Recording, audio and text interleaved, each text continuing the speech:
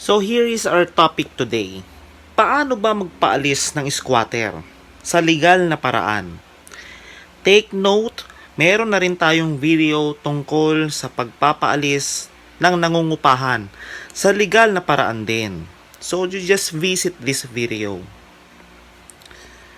These are the topics.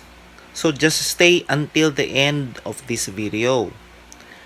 Number 1. So mayroong squatter. Pwede ba sila makulong? Second, paano ba yung tamang proseso o yung legal na proseso sa pagpapaalis nitong mga squatter? Third, yung nagpaalis ng mga squatter, pwede rin ba silang makulong? Okay, let's proceed to our first topic. Meron bang kulong or ito pang mga squatter na to, pwede ba sila makulong?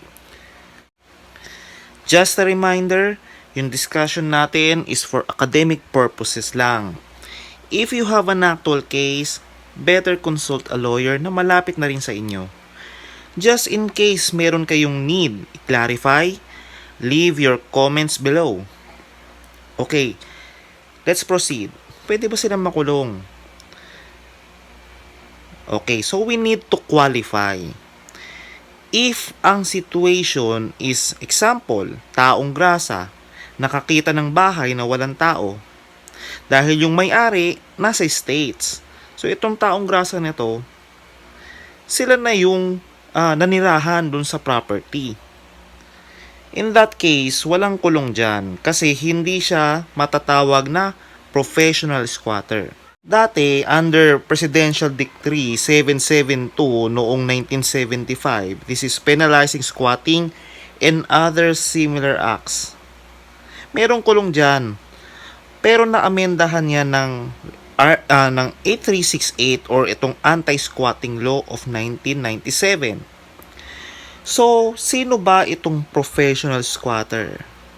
Ayon sa Section 3 ng batas, etong mga professional squatters, sila yung nag-o-occupy ng land na walang paalam o pahintulot ng landowner at meron naman silang sapat na kita for legitimate housing.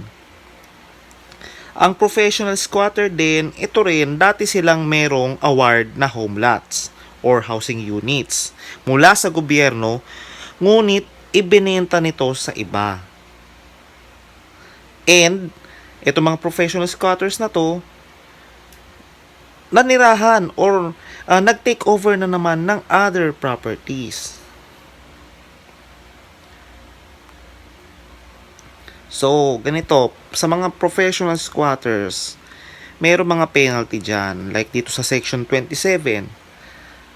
Ang sabi dyan, pagka professional squatter ka or you belong in a squatting syndicate, ang penalty dyan is 6 years of imprisonment or a fine of not less than 60,000 pesos but not more than 100,000 pesos or both at the discretion of the court. So this is a very interesting topic.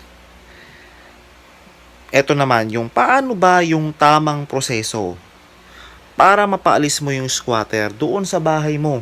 And itong squatter na to, syempre, hindi siya pwedeng makulong kasi hindi naman siya professional squatter.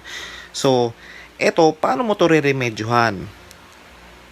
Okay, ang tawag sa mga ganyang kaso is forcible entry, which is under the jurisdiction of the lower court, or ito yung mga tinatawag na Metropolitan Trial Court or Municipal Trial Court. Dito ka magfa-file kung nasaan yung property mo. So normally, ang proseso dyan, syempre makikipag-coordinate ka sa iyong abogado. Okay? Ang normal na proseso dyan, syempre, mag-send out ka ng demand letter or particularly notice to vacate. So, ibig sabihin, pinapaalis mo yung squatter dun sa bahay mo. Ngayon, pag ayaw nilang umalis, hindi ka naman yan dediretso sa korte. Doon ka muna sa barangay. Kasi baka naman meron chance na mas mapadali yung pagpapaalis dito sa mga squatters na to. At syempre, para hindi ka na din gumastos ng malaki. Okay? So, dyan sa barangay kasi na yan, meron din mga hearings. Normally, dalawa yung meetings dyan. Okay? Pag hindi nagkasundo yung dalawang partido, that's the time pupunta kayo sa korte. Dito nga sa Metropolitan Trial Court or sa Municipal Trial Court. So ayan, meron ding hearings dyan. Like dun sa aking video, yung tungkol sa pagpapalis ng nangungupahan, meron dyan mga stages like the pre-trial stage, yung mediation, submission of position papers. So, yan yung mga yon. Without the need na umupo ka sa witness stand. Hindi mo naman kailangan mag-testify. Position paper lang yan kasi ang forcible entry case is summary procedure lang yan. Pag sinabi mong summary, dapat yan mabilisan. So ngayon, halimbawa, nanalo ka bilang landowner, pwede ka nang mag-seek or mag-request sa korte for the issuance of writ of demolition. Halimbawa, mayroong mga istruktura na tinayo doon sa iyong lote, or pwede mong ipa-evict na itong mga squatters na to. Siyempre, wag mong ilalagay sa mga kamay mo yung batas. Kailangan mo makipag-coordinate sa mga law enforcers for a lawful eviction, like yung PNP, ayan, yung NHA, yung Presidential Commission for Urban Poor. And nangunguna dyan sa coordination na yan is yung sheriff ng korte. Paano kung hindi mo sinunod yung proseso? So this is our last topic. Sana umabot ka sa topic na to, and napaka-importante nito. Yan, pwede ka ba dyang makasuhan? So, under Republic Act 7279 as amended, merong criminal charges for violation of the law. Ito yung Urban Development and Housing Act of 1992. Particularly, itong Section 45 ng batas, sabi, ang penalty is not more than 6 years of imprisonment or a fine of not less than 5,000 pesos, but not more than 100,000 pesos or both, at the discretion of the court.